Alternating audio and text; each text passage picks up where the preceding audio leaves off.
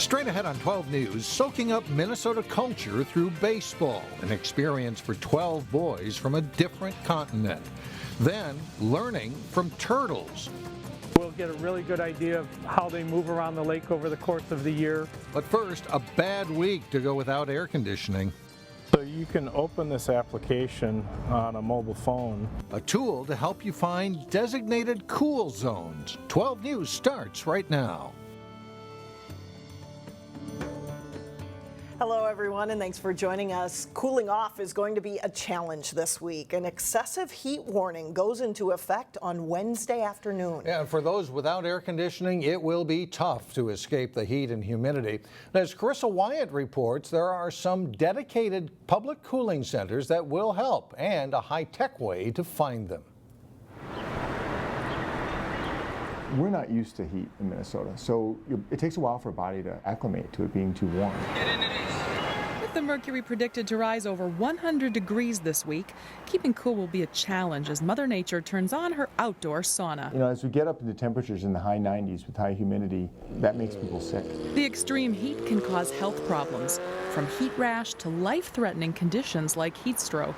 But if a person was to start feeling nauseated or muscle aches, or sleepier than they should, they're probably too hot. Young children, senior citizens, and those who are sick are most at risk. Make sure you take breaks in the shade until you kind of feel like you're starting to cool down a little bit. You can open this application on a mobile phone. To assist folks with finding cool places across the metro, Hennepin County has developed a new tool. And tap an icon, and it says library information. The interactive map can be accessed in a few different ways. And it can be made personal by zooming in on specific neighborhoods, then clicking on a cooling location for info. You can interact with the locations. You can find out more information about each location.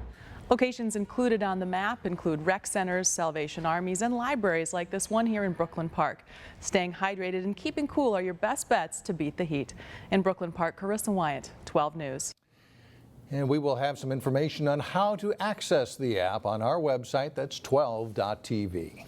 Brooklyn Park is giving the green light to a $1 million loan that will support the rehabilitation of an aging apartment complex on the city's southwest side. The Autumn Ridge apartments were built in the late 1960s, and the developer wants to do a $3 million overhaul to update the interior and exterior of all the apartment buildings. The city's Economic Development Authority approved a $1 million loan to support that effort, knowing that it'll have a positive impact on the surrounding Sunny Lane neighborhood without spiking rents, which are capped at 3 to 4% a year. The reason the EDA supported the loan is because this is protecting reinvestments in affordable housing within the community and making sure that the quality of life for those living in those units is improving. The renovation of the 4 apartment buildings is expected to take about 2 years. And the Brooklyn Park EDA also got an update on foreclosures in the city, and the news is good. During the first 5 months of this year, there have been just 57 foreclosures in Brooklyn Park. Officials say if the current trends continue, the city is on a pace for an 18% decline from last year. Foreclosures have steadily dropped from a high of more than 900 in 2008. One of Golden Valley's largest employers is celebrating its 150th anniversary, but General Mills also is keeping its eye on the future. The General Mills Chief Communications Officer spoke to the Golden Valley Rotary Club about the company's 150-year history. The food company has reinvented itself since its roots as a flour company in 1866. And as consumer food tastes and trends evolve, look for new products and ideas that reflect the changes. For a time, it was about convenience. Then health was very much on trend. Today, things like simplicity and transparency are on trend. But it has always been about taste. When you're in the food business, it has to taste good. And so you can look to us to continue to provide you products that taste good. There are around 5,000 employees that work at the General Mills Golden Valley campus. Well, here's a question. How well do people and turtles get along? The Three Rivers Park District is taking a closer look at how turtles are adapting to growing urban areas. It involves outfitting turtles with small radio transmitters. And as Eric Nelson found out, there have already been some interesting discoveries. Kirsten Hunt and Lainey Schneider are turtle trackers. I would love to do this for the rest of my life if possible. They are on the trail of 70 turtles who have been fitted with radio transmitters at French Lake Park. Around nesting time, when they're laying their eggs, we want to see which areas they're going to for nesting, but also before and after. We'll get a really good idea of how they move around the lake over the course of the year and where they're moving to nest and where they spend the winter.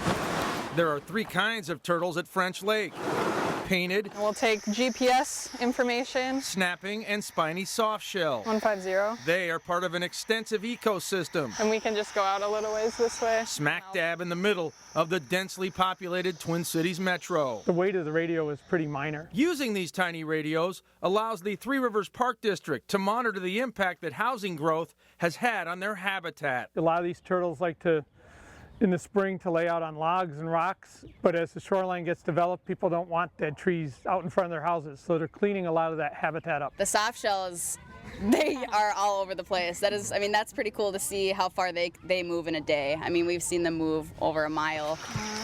Yup, some turtles move at a glacier-like pace, but others are mobile and defy the stereotype that all turtles are slow. Especially not when it comes to soft shells. Those guys are the fastest turtles I've ever seen, so they fly. We've had some soft shells that have been caught in one of the lagoon areas that they can swim around to the nesting beach and back into the lagoon in one day. So they're very mobile. We've picked up 964 a lot over here. Okay. For Kirsten and Lainey, turtle tracking is a passion and a chance to make a positive impact. Animals, they're all around us, but they don't get to speak up for themselves. So to get out here and do a study that's benefiting the turtles of this lake, and we're giving them their voice out here. I feel like if you can do a little bit of good and love what you do, then yeah, it's a pretty sweet deal. This turtle tracking program is being paid for by the Environmental Trust Fund. It's a 3-year program that started this summer and will run through 2018. At French Lake Regional Park, I'm Eric Nelson, Channel 12 News. And when the study is complete, Three Rivers Park District will be able to provide data to other lakes in metro areas and offer guidelines on how to protect their turtle populations. Well, coming up, if the Olympics inspire your inner athlete, Health Check takes a look at how to train like they do. And then a little bit later in sports, we'll show you how the efforts of 2 local men are bringing a youth baseball team from West Africa all the way to Robbinsdale. But first, just how hot will it get? Your AccuWeather forecast is next. Well, in just a couple of weeks, the eyes of the world will be on Rio de Janeiro for the Olympic Games. The Games will create a new batch of heroes that will inspire athletes everywhere. In today's Health Check, Delane Cleveland has a few tips about how to train like a gold medalist. I grew up watching gymnastics in the Summer Olympics. When most people enter a gym, they come with a specific purpose in mind. Squats are one of the most beneficial and foundational strength training movements. For Plymouth resident Kristen Edwards, it's all about staying fit. I grew up doing gymnastics my whole life, so working out has been a part of my life since I could walk pretty much, so it's hard for me to not be active. But this former gymnast admits that the upcoming Olympics have given her some extra motivation. All the stories are inspiring, and just seeing the different backgrounds that these athletes come from and what they have to go through to be an Olympic athlete, and the sacrifices they make getting to the gym 2 or 3 times a week look pretty easy. Indeed, lifetime fitness trainers say that watching the world's top athletes compete is an inspiration for their clients. When people think of fitness, they have kind of an image in their head, and when we see these athletes on TV, we think, well, we want to be fit like those athletes. However, and then we'll grab this bar. Personal trainer Dan Larson says achieving an Olympic athlete's body isn't necessarily the most realistic thing to accomplish. But what we do have is a lot of resources like nutrition coaching and strength training programs here that people can follow,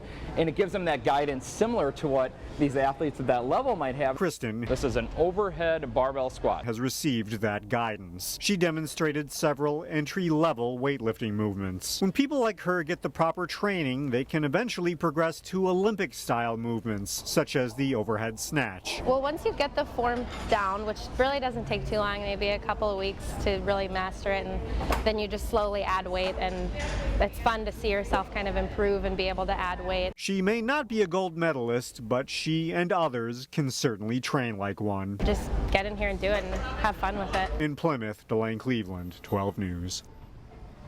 Personal trainers suggest if you want to train like a gold medal athlete, have a plan, track your progress along the way, and stay motivated. Coming up, Move Over Cats, it is time for your best dog video. But first, the story of how young people in a tiny West African country are learning about America's pastime. John Jacobson has that and more next. Well, there's something like 1,200 youth soccer teams in the North Metro for the USA Cup. We're doing the math. It's got to be close to 20,000 players or something like that. You got to keep them hydrated. And it's You do. always hot. And it's always hot. Yeah, no, definitely. Well, by weather records, this week is traditionally the hottest of the Twin Cities all year. And it's the week that almost always coincides with the USA Cup Youth Soccer Tournament. And it is going to be hot all week. Media Director Barclay Cruz says they're not fazed by the weather. We've gotten very good at managing heat. We can play through some pretty hot, humid weather and do it safely. We have a full medical clinic on staff with trainers and doctors spread all over the campus. One of the most important safety mechanisms is that all the games are played on one contiguous campus, which is there's no other large soccer tournament in the world that can do that. They are spread on multiple campuses all over cities. We're all in one place, so we can respond to any issues quickly. Everybody is pretty educated now about heat and hydration. That wasn't true 25 years ago. You'd have some old school coaches that would say, you know, gut it out, don't drink water, push through it. And nobody does that anymore. Everybody teaches their kids to hydrate properly. Between the games, we have lots of air-conditioned rooms and buildings for them to go into. Not to mention a lot of businesses around the area where they can take a break and get out of the heat. Games began Tuesday morning with the tournament's opening ceremonies Tuesday night at the National Sports Center in Blaine. Next week, 12 boys from a land far away come to Minnesota to play a game they had never heard of 6 years ago. Thanks to the vision of two local business owners, it's a dream come true for all involved. In 2010, Gary Tonziger traveled halfway across the world as part of the One Sight program, bringing eye care and glasses to the small French-speaking country of Benin. It was there that he met an interpreter who shared his interest in introducing baseball to the local youth. One of the young interpreters was in America a few years before that and learned the game of baseball, came back, and he was surprised too that nobody was playing baseball. So I got together with him and we decided that we wanted to start a league there, and I got back, right when I got back, I immediately called Wally Langfellow. So I show up at his house, sitting in his living room, and the first thing he says to me is, well, we're going to bring baseball to Benin, West Africa, and I just could not believe what he was saying. The two Robbinsdale High School classmates then set to work on making baseball in Benin a reality. With the help of donations, they began sending bats and balls and gloves to West Africa. Go. 3 years ago, Fernando Atan came to Robbinsdale from Benin to learn more about the game, coaching and going to clinics. In turn, Fernando returned home and trained and taught more coaches and players. In May of this year, Tonziger and Langfellow traveled to Benin to see firsthand how the sport is growing. And so for us to be there and actually see the results of his work and what we've been trying to do for the last 6 years is amazing. I mean, it really was an eye-opening experience. I would say after a whole week of working with the kids, going to all their practices, getting to know some of the kids, and then have that game at the end of the week. And there were a lot of people there. It was a great day. Playing on fields that are more like open spaces than anything we would consider baseball fields, the kids and coaches of Benin showed a great passion for the new sport. They're baseball people, so it was sort of fun to see people on the other side of the earth that you got a chance to introduce something new to them, and all of a sudden they become fanatics, so that's very fun. And now it comes full circle. Next week, a dozen 11 and 12-year-olds and 3 coaches travel to the northwest suburbs to soak up life in America for 2 weeks. Oh yeah, and to play baseball. For me, to watch them interact with our kids and players from Robbinsdale and Crystal and Golden Valley and Plymouth and New Hope, I'm interested to see that. You have to come and see these kids because you're going to fall in love with the way they play the game. The Benin team will be part of the annual Robbinsdale Wood Bat Tournament August 4th through the 7th. The group will also be hosted for games by both the Minnesota Twins and the St. Paul Saints during the stay. Plans are underway for a real baseball field to be constructed in Benin. Pretty cool and great work by those guys to make this all happen. Such a great story. Yeah. You followed that one along. Nice to see the progress. Thanks, John. Thank you, John. Coming up, so your dog wants to be a video star. Oh, you can help make that happen coming up.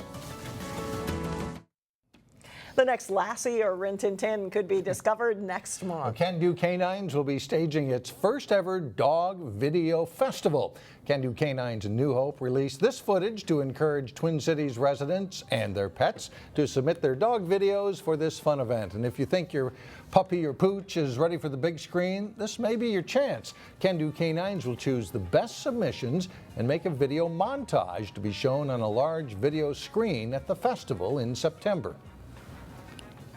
It'll be amazingly creative. Some of it will be captured spots that will be heart-wrenching, really touching. Some of it's going to be really hilarious stuff, catching dogs doing their funniest and best for us. There will also be a fundraising walk at the festival. The goal is to raise $55,000 to train and place 2 assistance dogs. Well, finally, we have some good news to share from inside the Channel 12 family. If you have ever called our news department with a story idea, chances are you've talked with our assignment editor, Corey Bork. Well, Corey and his wife, Kira, welcomed a little baby girl into the world this week. As you can see, big brother, Connor, is already taking to the job, and his little baby sister weighed in at 6 pounds, 14 ounces. Corey reports that mom and baby are doing just fine, and we want to send out a huge congratulations to the Bork family on this beautiful new addition. And finally, in Brooklyn Park on Monday night, there was a lot of fuzzy dice and shiny chrome on display. Now, we leave you tonight with a look at a car show that's become a summer tradition every Monday at Wagners Drive-In. Thanks for joining us.